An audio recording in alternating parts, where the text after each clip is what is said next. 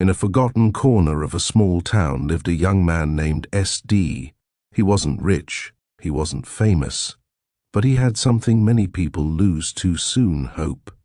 He lived in a tiny, weather-worn house with his father, Papa J, and his little sister, Kate. They didn't have much, but they had each other. Kate had dreams. She wanted to be a nurse, to help people, to change lives, but those dreams were put on hold. She had to drop out of high school because Papa J couldn't pay her school fees. Some nights, they didn't even have dinner, just water, a few crumbs of stale bread, a whispered prayer. Papa J ran a small, beat-down garage on the side of the road. He worked day and night fixing old engines and changing tires just to make enough for a little rice and flour. Even then, it was never enough. Still, he smiled. Because when a man has nothing to give his family but love, he gives it in abundance. One evening, just as Papa J was about to close the garage, a shiny black BMW pulled up. A young woman stepped out, dressed in designer clothes. Her nails were done. Her phone cost more than Papa J earned in a year. She walked over. "Sir, please, I need help. My car's making a weird sound. I'm not from here. I came to visit a friend, but I have to get back to the city tonight. It's a 4-hour drive." Papa J glanced at the time. The sun was going down. He still needed to run to the market and get food for SD and Kate. "I'm sorry, miss. It's late. My family's waiting for me." "Please," she interrupted, her voice trembling. "I don't know anyone else here. I'm scared to drive like this. Please, just take a look." She almost dropped to her knees. Papa J sighed. His stomach growled. His heart ached, but he nodded. "All right, I'll help." Back home, SD and Kate waited, their stomachs empty, the kitchen silent. "Where's Papa?" Kate asked, trying to stay strong. SD looked out the window. "He'll come. He always does." 2 hours passed. Finally, Papa J finished fixing the BMW. The woman stepped into the car. "Wait," he called. "You haven't paid me." She paused. I ran out of cash. I'll be back tomorrow, I promise." Before he could answer, she sped off. Papa J stood there, stunned. The sky had gone dark. The market was closed. There would be no dinner tonight. He walked home with tired feet and a heavy heart. Halfway home, he saw SD and Kate walking toward him. "Papa!" Kate cried. "We were worried." SD looked at his father's hands, greasy, empty. "Did you get the food?" Papa J shook his head. "It's a long story, son." They walked back together in silence. That night, they cooked 1/2 pound of rice, just enough to silence the hunger, not to satisfy it. They sat on the floor, eating in silence. SD stared at the wall. Something inside him snapped. The next morning, Papa J asked SD to come with him to the garage. If the woman returned and paid, they could finally buy food. They waited. Midday, the BMW rolled in. Papa J rushed over. The window cracked open halfway. A hand tossed a folded note onto the ground.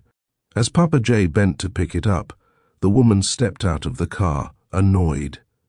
Without a word, she opened her drink and poured the juice onto his face. Then she got back into her car and sped away, laughing. SD ran to his father, lifting him gently. He looked into Papa J's eyes. "I can't watch this anymore. I can't keep seeing you humiliated, disrespected, after everything you do." His fists clenched. His voice shook. "This is not our destiny. This is not the end of our story." That night, SD didn't sleep. He stared at the ceiling with tears rolling into his pillow. "I will not die poor. I will not let my sister lose her future. I will not let my father be treated like trash. I'm going to change everything." With the help of an old friend in the city, SD got a job. He scrubbed floors, cleaned warehouses, slept on cold concrete, but he never complained. He worked 3 jobs, studied at night, and learned everything he could. For 3 years, he didn't visit home often. But every time he sent money, he wrote a note, "Soon, Papa. Soon, Kate. Everything will be better."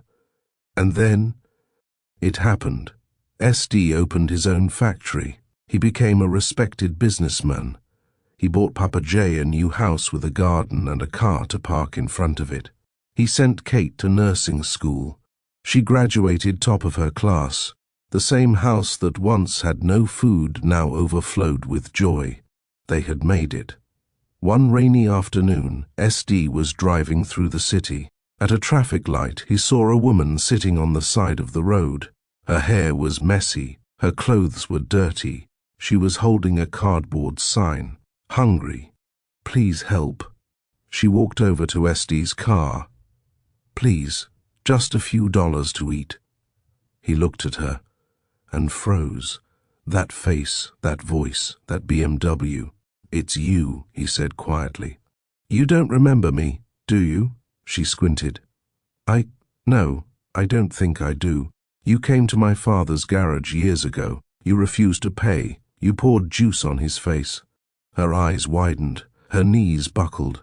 I didn't know. I was a different person then. Please, forgive me. I've lost everything." She began to cry. And in that moment, SD had a choice.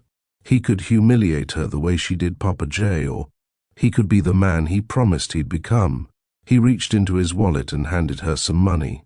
"Today I help you, not because you helped us, but because I know what it feels like. To be hungry, to be rejected, to be invisible." She wept, not just because of the money, but because of the mercy. Moral of the story: never look down on someone because they're struggling, because life is not a straight line. Tables turn, seasons change. The person you mock today might be the one you beg from tomorrow. And remember, karma is real. When you have nothing, people treat you like you're nothing. But when you rise, rise with grace, rise with humility. Because the real victory isn't just making it, it's remembering who you were when you had nothing, and still choosing kindness when you finally have everything.